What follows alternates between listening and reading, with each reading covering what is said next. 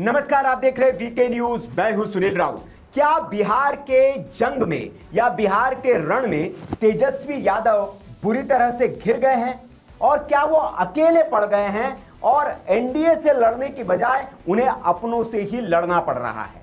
जी हां, यह सवाल इसलिए क्योंकि तेजस्वी यादव आज प्रेस कॉन्फ्रेंस करने आए। चुनाव तो वो गठबंधन के साथ लड़ने का दावा करते हैं, लेकिन प्रेस कॉन्फ्रेंस करने के लिए और कुछ ऐलान करने के लिए उन्हें अकेले ही आना पड़ा। तो क्या बाकी सब साथी दलों ने उनका साथ छोड़ दिया है या फिर वे अकेले चलकर अपने साथी दलों को यह बताना चाहते हैं कि भाई साहब, आप लोग मुझे माने न माने, मैं मुख्यमंत्री का उम्मीदवार दावेदार महागठबंधन का हूं और मैं ही जो ऐलान करूंगा उसे आप सबको मानना पड़ेगा।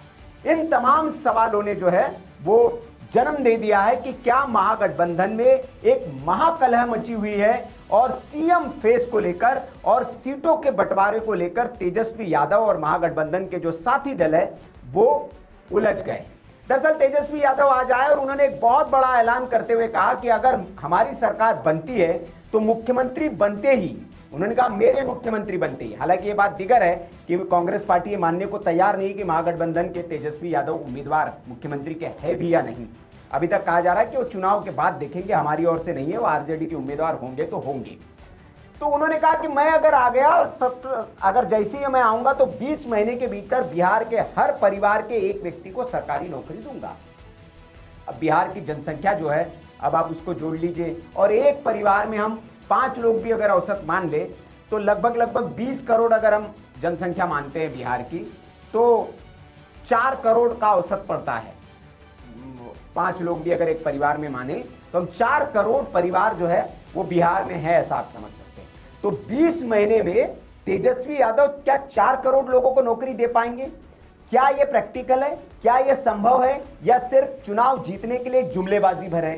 ये बिहार के लोग तय करें। हिसाब किताब अपना जोड़ ले कि क्या वो 20 महीने में 4 करोड़ नहीं मानते हम, चलो 2 करोड़ मान लेते हैं, क्या 2 करोड़ लोगों को नौकरी दे पाएंगे? और कौन से ऐसे विभाग है जिसमें 2 करोड़ पदों के लिए वो रिक्तियां हैं जिसको भरेंगे या फिर नई कुछ रिक्तियां वो पैदा करेंगे?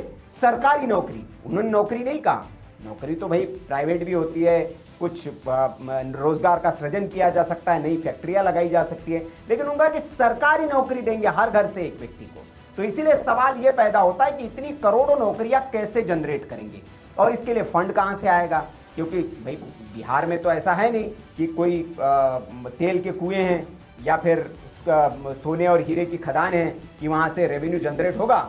शराबबंदी भी ऑलरेडी है, शराब और पेट्रोल से राज्यों को ज्यादा रेवेन्यू मिलता है, तो वो भी वहां पर शराब की भी बंदी है। तो क्या करेंगे तेजस्वी यादव? आकर फिर शराबबंदी को खोल देंगे जैसे पीके ने कहा? उन्होंने कहा कि हम आते हैं तो भैया हम सबसे पहले तो शराबबंदी से रोक हटा देंगे। तो उन्होंने तो साफ कर दिया कि वो जो बिहार की माताएं बहनें हैं उसको वो फिर से, जो उन पर अत्याचार कम हुआ है, पतियों के डोमेस्टिक वायलेंस में जो कमी आई है उसमें वो और इजाफा करना चाहते हैं पीके। ये तो उन्होंने अपना एजेंडा साफ कर दिया। लेकिन क्या तेजस्वी भी यही करना चाहते हैं? ये उन्होंने साफ नहीं किया, लेकिन वो कह रहे हैं कि हम कर देंगे। अब ये तो एक बात हुई, वो कर पाएंगे नहीं कर पाएंगे, सीएम बन पाएंगे, ये बहुत दूर की कौड़ी है। क्यों? क्योंकि सीएम का उम्मीदवार बिहार की जनता मानती है या नहीं मानती है तो अलग बात है। उनके गठबंधन के लोग ही उनको सीएम का फेस नहीं मान रहे हैं। जैसे मैंने बताया, कांग्रेस पार्टी अभी 2 दिन पहले जो दिल्ली में कांग्रेस के नेता है, दलित नेता बड़े, जब उनके पास पहुंचा एजेंसी वाले और उनसे पूछा गया कि भैया आरजेडी महागठबंधन का मुख्यमंत्री का चेहरा तेजस्वी यादव, तो उन्होंने कहा कि उनके आरजेडी वालों के होंगे, हमारे नहीं है, हमारे वो तय करेंगे मिलकर। अब ये तो एक मुख्यमंत्री की बात हो गई। सीटों को लेकर कितना तगड़ा घमासान मचा हुआ है, एकदम अंदर इतनी खींचातानी मची हुई है कि अभी तक तय ही नहीं कर पा रहे कि कौन लड़ेगा और कैसे। जैसे कि भाकपा जो माले है, भारतीय कम्युनिस्ट पार्टी माले है, वो कह रही कि भाई 30 सीटों से कम पर हम लड़ेंगे नहीं, क्योंकि उन्होंने कहा कि पिछली बार हमें 19 सीटें मिली थी, 19 सीटों पर हम लड़े और 12 पर हमने जीत दर्ज की है। जो स्ट्राइक रेट जो है वो बहुत ज़्यादा है हमारा। तो उन्होंने 34 की सूची तो सौंप दी थी कि भैया ये 34 सीटें ये तो हमको चाहिए, लेकिन 30 कम से कम हम उससे मानेंगे नहीं, 30 तो चाहिए ही चाहिए। उस पर वो अड़ा हुआ है। उन्होंने तर्क भी दिया कि एक पार्टी है जो बिना विधायक वाली, एक भी विधायक उसका नहीं है, एक भी सांसद नहीं है, वीआईपी, अगर उसको आप 20 सीटें देने की बात कर रहे हैं तो 12 विधायक हमारे हैं और 2 सांसद हैं, तो हम कम सीटों पर क्यों मान जाएंगे? और उधर वीआईपी वाला तो मान ही नहीं रहे हैं, वो तो कह रहे हैं कि भाई डिप्टी सीएम तो हम बनेंगे ही बनेंगे, उन्होंने घोषणा कर दी अपने नाम की, और साथ ही साथ कह रहे 20 सीटें चाहिए। अब माले के अलावा भारतीय कम्युनिस्ट पार्टी, मार्क्सवादी कम्युनिस्ट पार्टी, वो भी ज्यादा सीटों की मांग कर रही है। भारतीय कम्युनिस्ट पार्टी ने 24 सीटों की मांग की है, पिछली बार उसे 6 सीटें दी गई थी, जिसमें 2 पर उसकी जीत हुई थी। और जो मार्क्सवादी कम्युनिस्ट पार्टी है वो भी 6 से अधिक सीटें मांग रही है, क्योंकि और सबसे बड़ी बात यह है कि मार्क्सवादी कम्युनिस्ट पार्टी ने बेगूसराय जिले की जो मटिहानी विधानसभा सीट है उस पर अपनी दावेदारी वो छोड़ नहीं रही है। मटिहानी के जो पूर्व विधायक है नरेंद्र कुमार, वो पिछली बार जेडीयू टिकट पर चुनाव हार गए थे और चुनाव की घोषणा के कुछ दिन पहले ही वे आरजेडी में शामिल हो गए। अब आरजेडी ने उन्हें उम्मीदवार घोषित कर दिया है वहां से, लेकिन माकपा कह रही है कि भैया ये सीट हमारी है। वो आपने उनको उम्मीदवार भले ही घोषित कर दिया। ये कुछ महाराष्ट्र की आपको याद दिला रही होगी। महाराष्ट्र में एक सीट पर ऐसे ही हुआ, एनसीपी कह रही थी जी हम चुनाव इस सीट पर लड़ेंगे, और शिवसेना कह रही थी, माफ करिएगा, कांग्रेस कह रही थी हम चुनाव लड़ेंगे, और शिवसेना कह रही थी हम चुनाव लड़ेंगे, और अंत में कांग्रेस भी वहां चुनाव लड़ी, शिवसेना भी चुनाव लड़ी। तो ऐसी कुछ स्थिति यहां पर बनते हुए दिखाई दे रही है। अब इसके अलावा कांग्रेस आई है, वो अपनी डफली अपने राग में लगी हुई है। उन्होंने बुधवार को एक बहुत महत्वपूर्ण बैठक बुलाई थी दिल्ली में। पार्टी की इस बैठक में बिहार के स्क्रीनिंग कमेटी के चेयरमैन अजय माकन समेत तमाम जो बड़े नेता थे वो शामिल थे, और इसमें बिहार की जो 25 सीटें हैं उस पर मंथन किया गया। और जानकारी यह है कि इन सीटों पर उम्मीदवारों के नामों पर मुहर भी लगा दी गई है। पार्टी के सूत्र ये बता रहे हैं कि कांग्रेस का ये कदम एक रणनीतिक दबाव बनाने की कोशिश है, ताकि ये संदेश दिया जा सके बिहार के नेताओं को कि हाई स्टेक्स वाली पार्टी वो इस चुनाव में है बिहार में, और उसको हल्के में मत लीजिए कि आप सोचेंगे कि नहीं जी 12, 15, 50 सीटें आप देके हमको साइडलाइन कर देंगे। एक वरिष्ठ कांग्रेसी नेता ने तो एक मीडिया चैनल को यह भी बताया कि सीट बंटवारे को लेकर जो भी भ्रम की स्थिति बनी हुई है, उसके बीच दिल्ली में ये जो बड़ी बैठक है वो सहयोगियों को संदेश देने के लिए है कि हम पीछे नहीं हटने वाले। और स्क्रीनिंग कमेटी ने जिन सीटों पर मुहर लगाई है उस सीटों पर कांग्रेस ही लड़ेगी, इसमें कोई प्रतीकात्मकता या फिर दिखावा नहीं है, यह तय है। उधर वीआईपी का अपना दावा है और महागठबंधन के बीच खींचतान चल रही है। कांग्रेस की जो केंद्रीय चुनाव समिति की बैठक जब हुई तो वो उस समय बुलाई गई इधर दिल्ली में, जब उधर पटना में आरजेडी के नेता तेजस्वी यादव के जो आवास पर है वो महागठबंधन के नेताओं के तीसरे दौर की चर्चा चल रही। वो देर रात तक कल बैठक चली, और इस बैठक में आरजेडी, कांग्रेस, विकासशील इंसान पार्टी जो है वीआईपी, और मार्क्सवादी कम्युनिस्ट पार्टी सीपीआईएम जो है उसके प्रतिनिधि मौजूद थे। और सूत्र ये बता रहे कि वीआईपी प्रमुख जो मुकेश सहनी है उन्होंने 40 से ज्यादा सीटों की डिमांड रखी है। कह रहे कि भैया कांग्रेस 60 सीटों का अगर दावा कर रही है तो उसे क्यों 60 सीटें दी जा रही है, हमको तो 40 चाहिए। सहनी ने यह कहा बैठक में कि भैया मल्लाह समुदाय जो है पूरी तरह से मेरे साथ है और मेरे समर्थन के बिना विपक्ष सत्ता में नहीं आ पाएगा, तो इसलिए पर्याप्त सम्मान अगर हिस्सेदारी नहीं मिली तो फिर कांग्रेस भाई अगर हमको मिलनी चाहिए, और अगर नहीं दे रहे तो कांग्रेस के साथ कौन है, उनको इतनी बड़ी हिस्सेदारी क्यों दे रहे हैं आप, वो क्यों मांग रही है। इस तरह के वहां तमाम सवाल वहां पर उठे, और कहा यह गया है कि कांग्रेस और वीआईपी के जो प्रतिनिधि है उनके बीच कुछ तीखे शब्दों का आदान प्रदान भी हुआ, मतलब नोकझोंक हुई वहां पे। और कांग्रेस नेताओं ने तर्क दिया कि राहुल गांधी की जो वोटर अधिकार यात्रा जो बिहार में रही और पार्टियां ने जो हालिया प्रदर्शन किया था वो पिछले 6 महीनों में विपक्ष को एक नई ऊर्जा उससे मिली है, इसलिए हमको ज्यादा सीटें चाहिए। एक कांग्रेसी नेता ने तो ये भी बताया कि ये माना जा रहा है कि आरजेडी ने कुछ जो छोटे दलों के साथ एक समझ बना के रखी है ताकि वे जो लोग हैं वो कांग्रेस पर दबाव बढ़ा सके और उनकी सीटों की संख्या कम कर सके। वीआईपी जैसी पार्टियों के पास उन्होंने कहा कि बहुत कम मजबूत उम्मीदवार है, और आरजेडी जो है इन सीटों पर अपने नेताओं को मैदान में उतारना चाहती है। ये रणनीति आरजेडी की है, कांग्रेस वाले बता रहे हैं। तो ये आपस में ही देखिए किस तरह से इनकी नूरा कुश्ती चल रही है। एनडीए से कब ये लड़ेंगे आप समझ सकते हैं। अब कांग्रेस जो है वो इस बात पर अड़ी है कि हमको भी बराबरी की हिस्सेदारी चाहिए। तो तनाव और टकराव के बावजूद कांग्रेस जो है वो अपने रुख पर कायम है। पार्टी का साफ कहना है कि वो अपने नए सहयोगियों को सम्मान देने के लिए तैयार है, लेकिन आरजेडी और कांग्रेस दोनों को समान रूप से जिम्मेदारी बांटनी चाहिए, खासकर उन सीटों के अनुपात में जिन्हें छोड़ना है।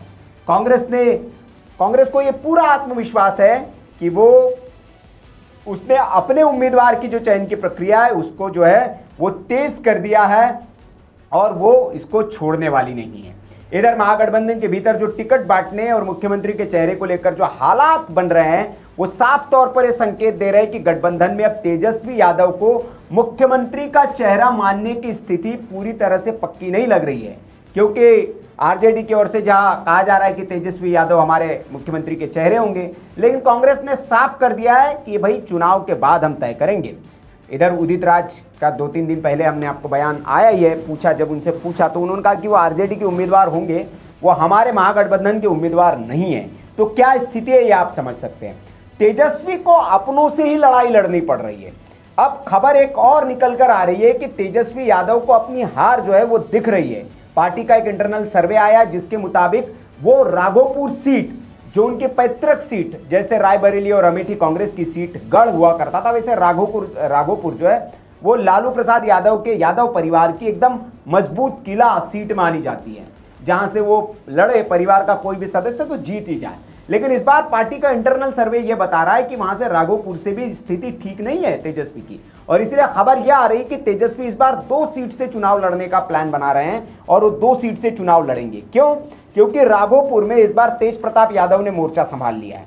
आपको याद होगा जब तेजस्वी यादव डांस करते हुए पाए गए थे बिहार में रात के वक्त में, और उसी वक्त बिहार में बाढ़ आई हुई थी, तो राघोपुर क्षेत्र जो बाढ़ की विभीषिका झेल रहा था, तो वहां पर तेजस्वी गए नहीं, लेकिन तेज प्रताप यादव वहां पहुंचे थे और उन्होंने वहां बाढ़ पीड़ितों की मदद की थी। तो वहां से एक वीडियो भी उनका सामने आया था कि आपका विधायक तो वहां नाच रहा है और मैं यहां आपकी मदद करने के लिए आया हूं। तो राघोपुर में इसीलिए मुश्किलें तेजस्वी की बढ़ गई है। दूसरा, प्रशांत किशोर ने भी मोर्चा खोल दिया। प्रशांत किशोर ने ऐलान किया है कि वो अपने चुनावी प्रचार का आगाज उसी सीट से करेंगे, राघोपुर से। मतलब तेजस्वी को हराना है, उन्होंने तय कर लिया है। तेज प्रताप ने तय कर लिया तेजस्वी को हराना है। कांग्रेस तेजस्वी को मुख्यमंत्री का चेहरा मानने को तैयार नहीं है। तो तेजस्वी जो है अपनों से ही घिरे हुए हैं और इसीलिए खबर है कि वो 2 सीट से चुनाव लड़ेंगे। अब बिहार की जनता के बीच में तो मैसेज साफ है कि जिसको अपनी जीत का भरोसा नहीं है, जो 2 सीट से चुनाव लड़ने जा रहा है, वो राज्य में सरकार क्या बनाएगा और हम लोगों को नौकरी क्या देगा। तो ये संदेश तो जाता है और ये संदेश जाना साफ है। अब दूसरी तरफ जैसे मैंने कहा कि वो मुख्यमंत्री के लिए उनको मानने को तैयार नहीं है। पारिवारिक स्थिति, परिवार में कलह जो है वो अलग है, पार्टी में जो कलह अलग है। लगातार आरजेडी के जो विधायक है चुनाव से पहले जो है छोड़ के भाग रहे हैं। कई जगह जो है पूर्व विधायक नेता कुछ लगातार पार्टी छोड़ के जा रहे हैं, ऐसी भी खबरें आ रही है।